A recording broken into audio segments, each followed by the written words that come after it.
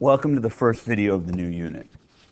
Last unit, we were taking our point estimate that we got, and we were saying, hey, we're not exactly sure what the right answer is, but we know it's in this range. This unit, we're going to be doing differently. We're going to be asking a question and saying, hey, could something be true, yes or no? And so we're going to be testing claims. People are going to be making claims, and we're going to be evaluating them whether or not they are true or false. And so what we're going to learn to do is we're going to create a hypothesis for a significance test about a proportion or a mean. Then we're going to interpret the probability that those statements are true, and we're going to call that the p-value. We're going to talk about what kind of mistakes can be made when we do this. And then we're going to talk a little bit about significance level and power, but that's not in today's video. These last two are not in today's video, the things in red. So let's get right into it. Confidence intervals are one of the most common types of statistical inference. Some people would claim they're overused today, and we'll talk about that. That's not really in the AP exam, but we'll talk about appropriate use of hypothesis testing and p-value after the AP exam. So we use a confidence interval when our goal is to estimate a parameter. Our second main goal is the significance test, to assess evidence provided by a sample data that some claim is either correct or incorrect. And so the significance test is a formal procedure. It's step by step for comparing observed data with a claim. And the claim is what we're going to use as our hypothesis. And we're going to express the results of our significance tests in terms of probability that measures how well the data and the claims agree. And that number we're going to talk about is a p-value. So now we have another p, so p-value.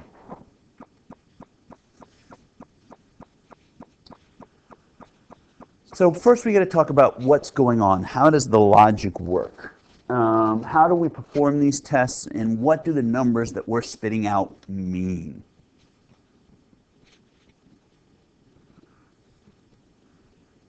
So let's go on let's do a hypothetical here.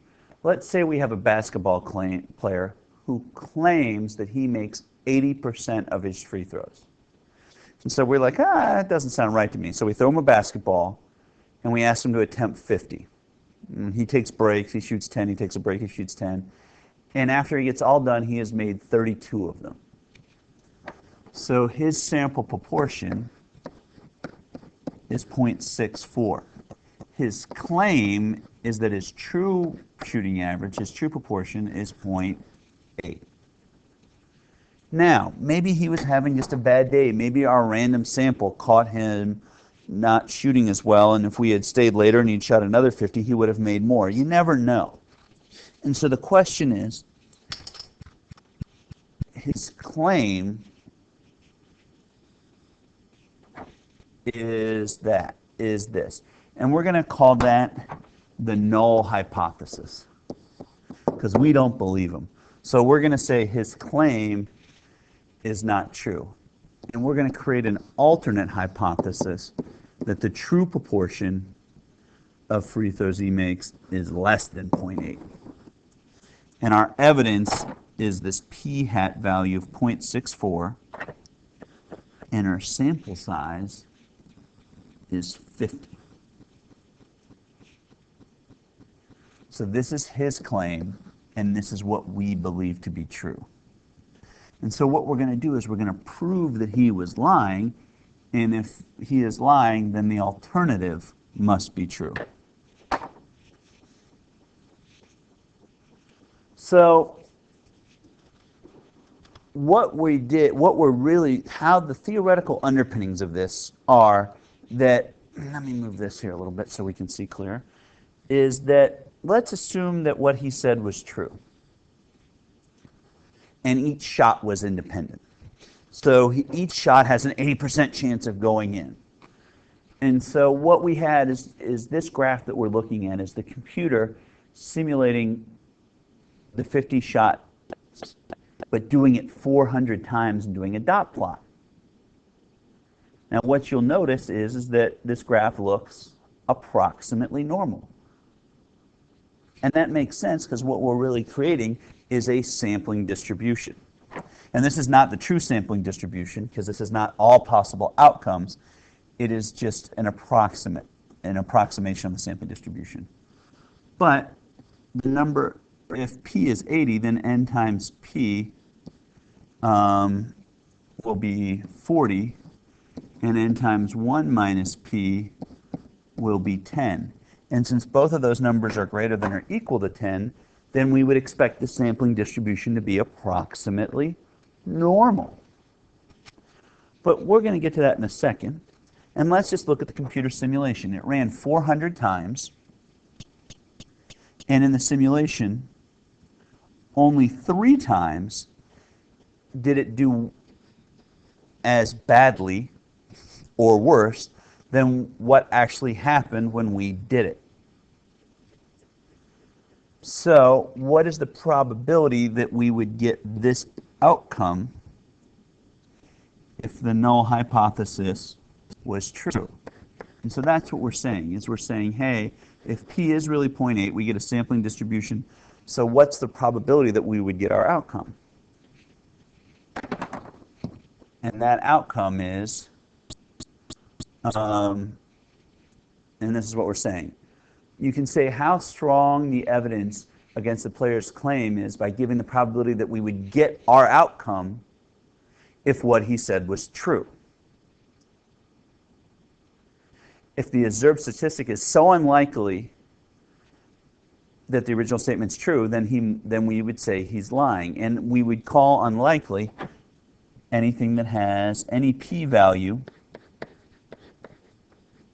In general, any p-value that is less than 0.05. Well,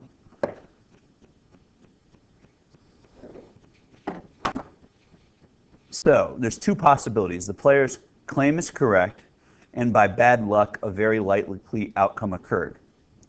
And we said that was 3 out of 400. Because we ran the simulation 400 times, and we got that bad a result 3 out of 400 times. And 3 divided by 400 is, so our p-value is 0.0075. And so the player's claim is correct, and by bad luck, a very unlikely outcome occurred. And the chance of that being true is that. Or the population proportion is actually less than 0.8, so the sample result is not an unlikely outcome, and that the player is lying. And the probability of this being true is 1 minus this first number,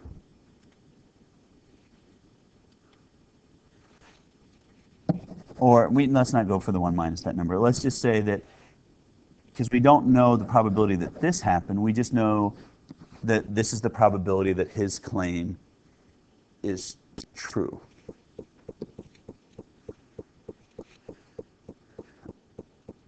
And so basically we're saying, hey, an outcome that would rarely happen if a claim were true is good evidence that it's not.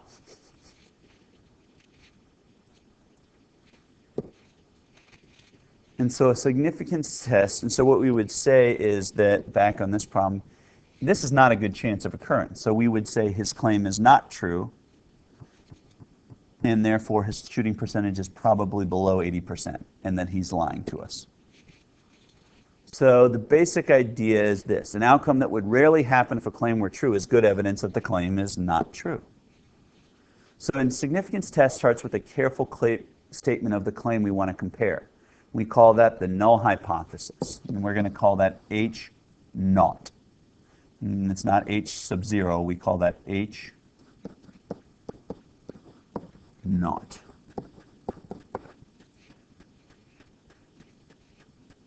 And then we have what we think is true, and that's H sub A, or the H sub A. which is the alternative hypothesis. The claim tested by the statistical test is called the null hypothesis. The other one is, and often, this is a big deal, is often the null hypothesis is a statement of no difference, right? So we would still think about that. We're making some claim that we want to prove is not true. So if we want to prove that something happened, the easiest way to do it is to start with the assumption that nothing happened and prove that that's false. It's easier to prove a lie than it is to a truth. We need, and goes back to math, for something to be true, it has to be true all the time. For something to be false, it only has to be false once. And so the whole logic of hypothesis testing is based around that idea. Is we start with an idea and we prove that it's not true, and therefore the alternative must be true. And so here we are again. Here is our null hypothesis for the free throw shooter. The key thing here is that you have to define your variable in a null hypothesis, and the variable has to be a parameter. We do not use statistics. Right? We're trying to prove something true of the entire population, not something that's true from our sample. And so in a null hypothesis, you always use the parameters. And basically, your null hypothesis is always going to be parameter equals something, and your alternative hypothesis will either be less than, greater than, or not equal to. And to determine your HA, to determine whether it's this, this, or this, you really have to read the question carefully.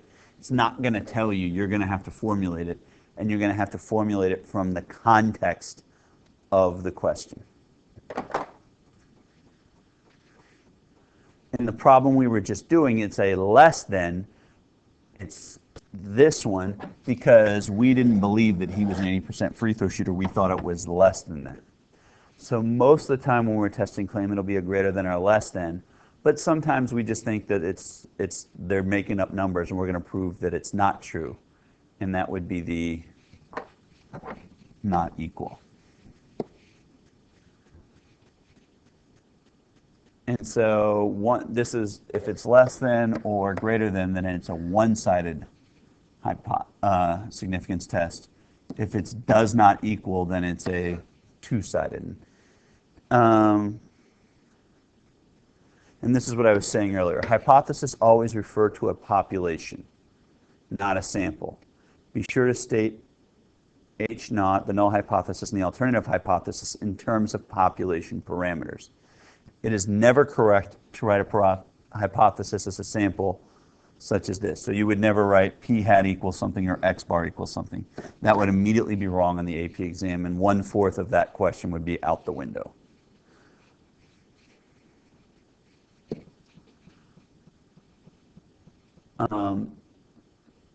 Remember, you don't use the data to formulate your null hypothesis, because in real life you would ask the question before you collected the data. And so, but on the test it's all one thing, and so people get rolling and they mess up. So on these kind of questions, you want to read the first couple questions first couple sentences of the question carefully to make sure you understand what the null hypothesis and the alternative hypothesis are going to be. And that's what we're going to practice in class. So I gave you a lot to chew on. But the basic idea is that you have a null hypothesis and you have an alternative hypothesis. And we're going to create a p-value, which is the So actually, let me start that over. You're going to have a null hypothesis and alternative hypothesis. And then we're going to collect some data. And then we're going to use our data as how likely is it that we got our data if the null hypothesis is true, and that's the p-value. And if our p-value is low, then we're going to reject the null hypothesis and accept the alternative hypothesis. Or